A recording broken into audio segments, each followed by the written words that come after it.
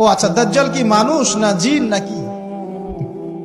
দাজ্জাল কে? এটা ফেরেশতা নাকি জিন না মানুষ? কি এটাও একটা প্রশ্নের বিষয়। কিভাবে দেখুন, আল্লাহর নবী সাল্লাল্লাহু আলাইহি ওয়াসাল্লাম বলছেন নূহ আলাইহিস সালামের সময়ও নূহ আলাইহিস সালাম তার কওমকে দাজ্জাল সম্পর্কে সতর্ক করেছেন। তার মানে পৃথিবীর সূচনা থেকে সে পৃথিবীতে ছিল এবং সে বের হবে শেষ জামানায়, এবং বের হয়ে সে তার অনুসারীদেরকে নিয়ে বিশ্বটাকে শাসন করবে। তার মানে অনেক লম্বা একটা হায়াত সে পেয়েছে। কোন জাতি এত লম্বা হায়াত পায় বলেন তো? কোন জাতি মানব জাতিকে এত লম্বা হায়াত পায়? এই একটা মিস্টেরিয়াস ক্যারেক্টার দাজ্জাল। সে কি? তারপরে দেখুন, নবী সাল্লাল্লাহু আলাইহি ওয়াসাল্লাম একটা হাদিসের মধ্যে বলেছেন যে তাকে ওই তামিম দারির ওই দ্বীপে বন্দী করে রাখা হয়েছে। আপনারা হাদিসে জানেন, দ্বীপে বন্দী থাকা অবস্থায় তাকে সাহাবীরা দেখেছেন অনেক বিশাল আকৃতিতে, ঠিক আছে?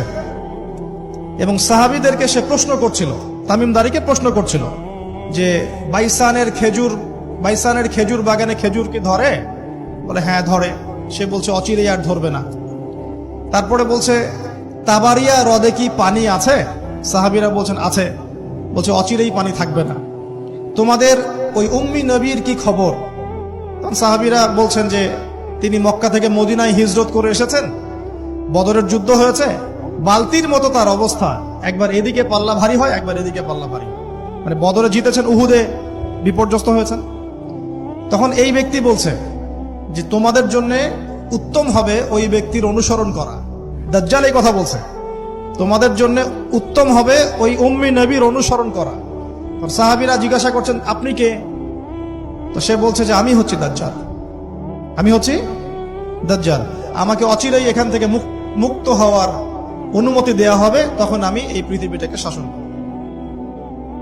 এখানে সাহাবীরা দেখে আসছেন, যারা দেখে আসছেন তারা পরে ইসলাম কবুল করেছেন। তখন তারা মুসলিম ছিলেন না, খ্রিস্টান ছিলেন। কথা বুঝতে পারছেন? আর এখানে আমরা তাকে একটা বিশাল দেহি দেখলাম, শিকল দিয়ে বন্দী। আবার নবী সাল্লাল্লাহু আলাইহি ওয়াসাল্লাম একদিন মদিনার মধ্যে উমর রাদিয়াল্লাহু আনহুকে নিয়ে হাঁটছেন, সহিহ মুসলিমে আছে। খবর পাওয়া গেল যে মদিনায় একটা যুবক ছেলে আছে, ইহুদি মায়ের সন্তান একটা যুবক ছেলে, যার চুলগুলা কোকড়ানো, চোখটা একটু ফোলা, যার আলামত গুলা দাজ্জালের সাথে মিলে যাচ্ছে। তখন নবী সাল্লাল্লাহু আলাইহি ওয়াসাল্লাম ওমর ইবনুল খাত্তাবকে নিয়ে ওদের বাসায় গেলেন। দেখলেন খেজুর বাগানে সে বসে আছে, মনোযোগ দিন। এবার নবীজি গিয়ে বললেন যে তুমি কি দেখো?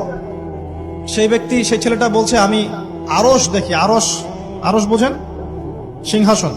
কোথায় তোমার আরশ? সেই ছেলে বলছে পানির উপরে। কোথায়? পানির উপরে। নবীজি বলছেন তুমি তো তাহলে শয়তানকে দেখো। নবীজি বলছেন তুমি কি বিশ্বাস করো যে আমি শেষ নবী? সেই ছেলে বলছে আপনি কি বিশ্বাস করেন যে আমি নবী? কি বুঝতে পারছেন কথা আমার? নবীজি বলছেন তুমি কি বিশ্বাস করো যে আমি শেষ নবী? সেই ছেলে বলছে আপনি কি বিশ্বাস করেন যে আমি নবী? উমর রাদিয়াল্লাহু আনহু তরোয়ালের খাপ খোলা সারা। তিনি বললেন যে ইয়া রাসূলুল্লাহ অনুমতি দেন, এর গর্দানটাকে নামাই দিই, বেয়াদব, আপনার সাথে বেয়াদবি করছে। তখন নবী সাল্লাল্লাহু আলাইহি ওয়াসাল্লাম বললেন দাআহু ইয়া উমর, তাকে ছেড়ে দাও। যদি সে সত্যিকার অর্থেই দাজ্জাল হয়ে থাকে, তুমি উমর তাকে হত্যা করতে পারবে না। কেন হত্যা করতে পারবেন না?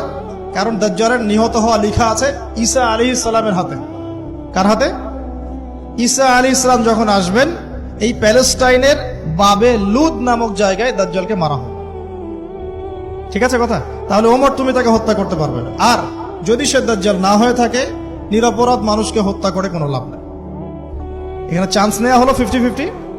এক হাদিসে আপনি দেখছেন নবীজি বলছেন নূহ আলাইহিস সালাম তার কওমকে দাজ্জাল সম্পর্কে সতর্ক করেছেন। এক হাদিসে নবীজি বলছেন সে বের হলে 40 দিন বিশ্ব শাসন করবে।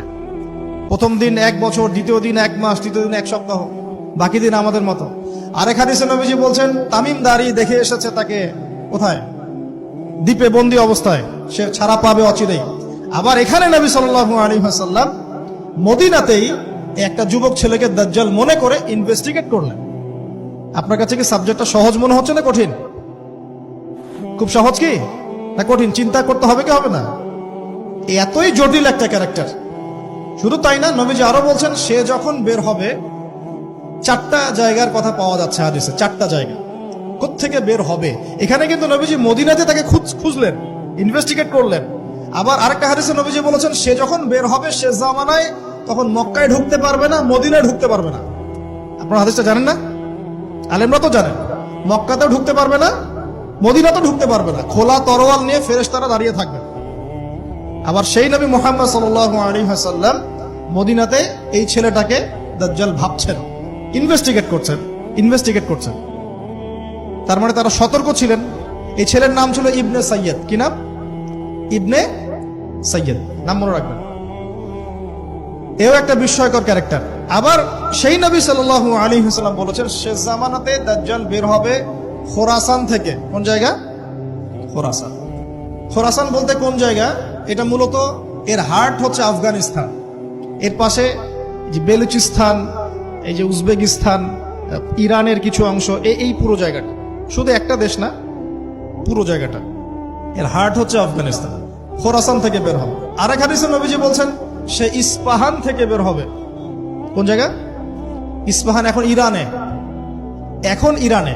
ভৌগোলিক বিষয় যখন তখন চেঞ্জ হয়ে যায়, হয় কি না? আগে কি ইরাক ইরান এরকম পার্ট ছিল? আগে কি এইভাবে এই 52টা দেশের ভাগ ছিল? লেবানন, জর্ডান, সৌদি আরব, ইরাক ইরান এরকম ভাগ ছিল না? এক অঞ্চল ছিল শাম, একটা হেজাজ, একটা নাজদ, এরকম আর কি ভাগ ছিল। তো এটা চেঞ্জ হয়। ওই হাদিসে আসছে ইস্পাহান থেকে একটাতে, আরেকটাতে আসছে ইরাক এবং শাম। শাম বলতে বোঝাচ্ছি এই পুরো প্যালেস্টাইন, লেবানন, জর্ডান, পুরো অঞ্চলটাই শাম। আর ইরাক তো আপনারা জানেন। ইরাক এবং শামের মাঝখানের একটা রাস্তা থেকে বের হবে। 3টা জায়গা। আরেকটা 4 নাম্বার খাল্লা নামে একটা জায়গা থেকে সে বের হবে। আর এই খাল্লা আপনি গুগলে সার্চ দিয়ে পাবেন না। গুগলের সাথেও দাজ্জালের অনুসারীদের একটা সম্পর্ক আছে, আপনার ফেসবুকের সাথেও আছে, প্রযুক্তিগুলোর সাথেও আছে, নিউক্লিয়ার ওয়েপন্সের সাথেও আছে, বর্তমান ব্যাংকিং সিস্টেমের সাথেও আছে, এবং বর্তমান গ্লোবাল পলিটিক্যাল অ্যাফেয়ার্সের সাথেও দাজ্জালের অনুসারীদের সরাসরি সম্পৃক্ততা আছে। আমি বলি নাই দাজ্জালের সম্পৃক্ততা আছে, দাজ্জালের অনুসারীদের সরাসরি সম্পৃক্ততা আছে। এটা বোঝার জন্য আপনাকে সূরা কাহাফ পড়তে হবে।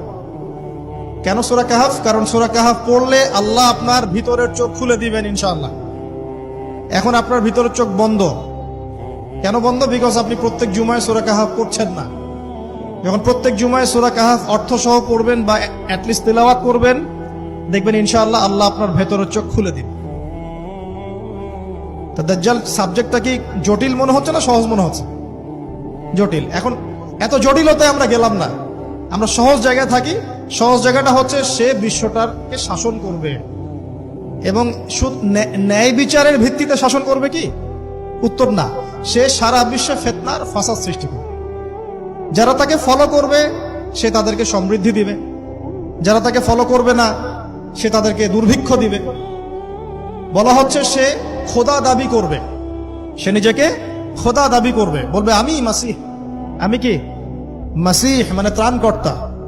তার মূল কাজটা তাহলে জুলুমের ভিত্তিতে সারা বিশ্বটাকে শাসন করা। এই তো সে খোদা দাবি করবে। আপনি যদি মেনে নেন তাহলে তার জান্নাতে ঢুকবেন, যদি না মানেন তাহলে তার জাহান্নামে ঢুকবেন। আর তার জান্নাতে ঢোকা মানে হচ্ছে আসলে জাহান্নামে ঢোকা, আর তার জাহান্নামে ঢোকা মানে হচ্ছে আসলে জান্নাতে ঢোকা। যেমন একজন যুবক ছেলেকে সে পাবে রাস্তায়, যখন বের হবে ছেলেটাকে বলবে যে তুমি কি বিশ্বাস করো যে আমি আল্লাহ? সেই ছেলে বলবে যে না, আমি বিশ্বাস করি না। সেই ছেলেটাকে শুইয়ে দিয়ে করাত দিয়ে তাকে দুই ভাগ করবে। এটা হাদিসে আসছে। 2 ভাগ করে দেহের 2টা অংশ 2 দিকে ছুঁড়ে মারবে, এবং সে শক্তিশালী হবে, অনেক ফিজিক্যালি অনেক শক্তিশালী, অনুসারীদের দিক থেকে অনেক শক্তিশালী। পৃথিবীর সব নিয়ন্ত্রণ তার হাতে, ঠিক আছে? তার কাছে প্রযুক্তি, তার কাছে অনেক কিছু, মানে সবচেয়ে বড় ফিতনা, মানে সবচেয়ে বেশি শক্তিশালী, সবচেয়ে বড় মানে পাওয়ার, মিলিটারি পাওয়ার, সবচেয়ে বড় ইকোনমিক পাওয়ার, সবচেয়ে বড় মিলিটারি অ্যাফেয়ার্স যা আছে সব। এর জন্য একটা যুবক ছেলেকে কেটে 2 পিস করে ফেলা কি এমন বিষয়? এখনই তো কত কি করা হচ্ছে, তাই না? আরে ভাই হচ্ছে তো, আমরা জানি তো। এই যে আমাদের প্যালেস্টাইনের একটা বাবাকে দেখলাম, যে ছেলের শুধু হাত আর পা নিয়ে কান্নাকাটি করছে, মাথা নাই, বডি খুঁজে পাওয়া যাচ্ছে না। তো এখনই তো অনেক কিছু করছে ওর অনুসারীরা। তো সে যখন বেরোবে একটা যুবককে 2 পিস করে ফেলা কোনো বিষয়? একদিক এদিকে ছুঁড়ে মারবে আর একদিক ওইদিকে, এরপরে আবার জীবিত করবে তাকে, আবার জীবিত করবে, মানে তাকে আল্লাহ পাক এরকম কিছু ক্ষমতা দিবেন মানুষকে পরীক্ষা করার জন্য। জীবিত করার পরে বলবে আমি তোমাকে মৃত্যু দেওয়ার পর জীবিত দিলাম, এখন কি জীবন দিলাম, এখন কি তুমি বিশ্বাস করো যে আমি আল্লাহ? এই ছেলে এবার বলবে যে এখন আমার পুরো ইয়াকিন হয়ে গেছে যে তুই দাজ্জাল, কারণ আমি এই হাদিসটা জানতাম যে এক ছেলেকে সেভাবে কেটে টুকরা টুকরা করে আবার জীবিত করে বলবে যে আমি আল্লাহ, তুই কি বিশ্বাস করিস? তবে আমি জানতাম না যে সেই যুবক ছেলে আমি। তো বলা হচ্ছে এই যুবক ছেলে অনেক বড় শাহাদাতের মর্যাদা পাবে। তার মানে বোঝাতে যাচ্ছে সে এত শক্তিশালী হবে যে সে যা ইচ্ছা তাই করতে পারবে, যা ইচ্ছা তাই।